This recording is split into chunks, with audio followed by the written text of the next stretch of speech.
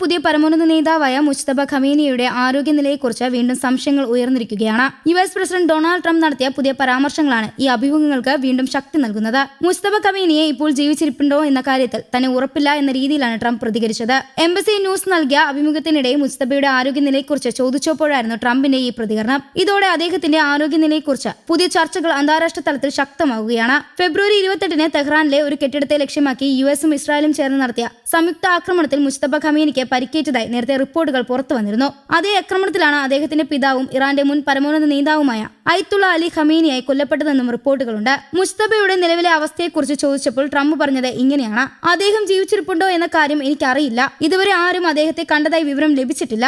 അദ്ദേഹം മരിച്ചിരിക്കാമെന്നുമാണ് ഞാൻ കരുതുന്നത്. എന്നാൽ ജീവിച്ചിരിപ്പുണ്ടെങ്കിൽ രാജ്യത്തിന്റെ ഭാവി കണക്കിലെടുത്ത് വളരെ ബുദ്ധിപരമായ ഒരു തീരുമാനം അദ്ദേഹം എടുക്കണം. കീഴടങ്ങുക എന്നതാണ് ആ ബുദ്ധിപരമായ തീരുമാനം എന്നാണ് ട്രംപ് പറഞ്ഞത്. അതേസമയം വെള്ളിയാഴ്ച നടത്തിയ മറ്റൊരു പരാമർശത്തിൽ മുജ്തബ ഖമേനിയായി എന്തെങ്കിലും രീതിയിൽ ഇപ്പോഴും ജീവനോടെ ഉണ്ടാകുമെന്ന് സാധ്യതയും ട്രംപ് സൂചിപ്പിച്ചിരുന്നു. എന്നാൽ അദ്ദേഹത്തിന് സംഭവിച്ച പരിക്കുകളുടെ ഗൗരവത്തെക്കുറിച്ച് ഇതുവരെ വ്യക്തമായ വിവരങ്ങളൊന്നും പുറത്തു വന്നിട്ടില്ല.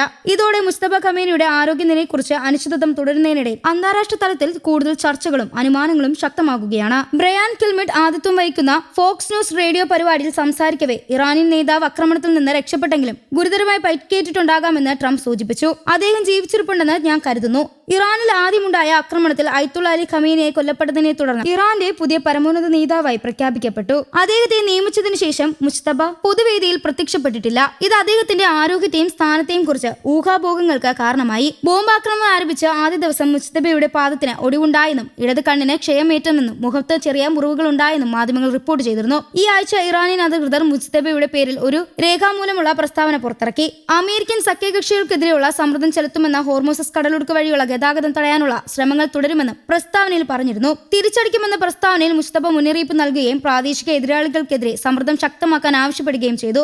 അമേരിക്കൻ സൈനിക താവളങ്ങൾ തടസ്സപ്പെടുത്താൻ ഗൾഫ് രാജ്യങ്ങളിലെ ജനങ്ങളോട് അഭ്യർത്ഥിക്കുകയും ചെയ്തു.